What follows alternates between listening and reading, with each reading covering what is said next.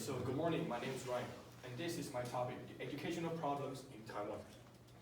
So I'll be dividing in 4 parts. So the first one is educational problems in the low-level society, which you can't imagine.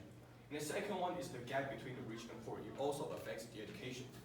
The third one is the crimes problem due to lack of education, which is scary. And final, this is my opinion, how education should change. And so the conclusion is really out of my expectation, which is surprisingly a new conclusion. Okay, never mind. So I'll be introducing educational problems in the low-level society. So this is what happened. So reason that children in low-level society are unable to get enough education is because the family is too poor. It means that when those students go back to their home, they have to take care of the family business. So it means that they have no time to do revision or to write their homework, so that their grades are really pretty low. And so some students drop out of school is because maybe they have some of the behaviors that are pretty naughty, and then the teacher just think that, oh, this student should not be in school, maybe they'll get suspended or even they will drop out. And why and where do this always happen? So in our mind in Taiwan, it usually happens in the countryside. But why? Why isn't it at the city? Yeah, so the first reason, of course, the resources is not enough for the school in the countryside. It means that maybe their resources, their money is just not enough, and their technologies are pretty bad there. You can't imagine that.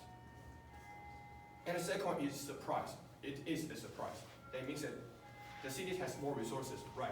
But 10% of the students from the city has a weak learning ability. So why does government still give so much resources to the city, which is a problem? And so this link to the gap between the rich and poor. So why does poor affect the education? Maybe people think like, yeah, the public school is free, but why does it link? So first of all, people can't buy some of the electronic device. So it means that some of the knowledge, some of the maybe new established laws is shown on the electronic devices, on the social media, and poor people just don't have that. And then students don't have time to study their homework, of course, because they have to, like I mentioned before, they have to be busy, they have to be taking care of the family business. And this is what happened to them. So maybe some people can't even know the new law, so that maybe they just walk on the street and some action they did and they touch the law and then they go into the prison, which is scary. And like some of the examples, they make the newborn baby sleep on the adult's bed, which it will make the baby really hurt, and this affect their health. And maybe they have having sexual behavior during the teenage time, and yeah, we have many great examples here. Never mind. So the next slide. So maybe you think that education is common for all people. It's because that if the student don't go to school, the parents will get fined. But here's the chart. This is the National Taiwan University, and this is the private university. So the students that enter the Taiwan University, their fairness income is between 1.5 to 2 million NT dollars per year. And back to the private school is only 0.5 to 1 million NT dollars per year, which is a really huge gap. And so let's introduce some of the crimes problem due to education. So some school, the old school time, the school doesn't have the civics class, and so that's why people don't know the new laws. And some students maybe they're naughty, so that they're unable to get the same encouragement by the teacher. That's why people commit crimes. And why do they still commit crimes? They know it's illegal because they want the society to see them. They are like the outsider of this society. And also, yeah, like I mentioned, they don't have enough law knowledge. Sometimes people commit crimes because they want to keep their lives go on. Yeah, and so these people give up on them, they got caught by police, and the society doesn't give them a second chance. But sometimes it's not their fault. And so here is how I think education should change, but here's the problem.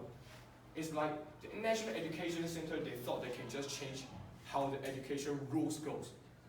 So one simple fact is, if the new rules or the new method is really that useful, we won't have the 108 curriculum. And also there are some people, the poor level and the rich level, they're still fighting with each other, so it means that these two groups are unable to get close together. And also, I think the government should give the same resources so that the education won't be a problem. So here's one last part. So here's how I think the government should change.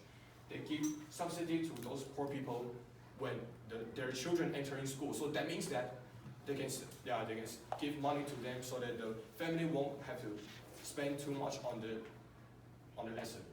And also I think, redistribute the resources between all citizens is like paying tax more to those rich people, and poor people doesn't have to pay tax. And also to provide special association, it means that when people commit crimes, the government should teach them by not giving up them. So my conclusion, the real problem is not the education goes, it's how the resources goes. So it will make the crime low rates, and maybe it will make the gap between rich and poor be just a little bit smaller. So this is my presentation. Thanks for listening.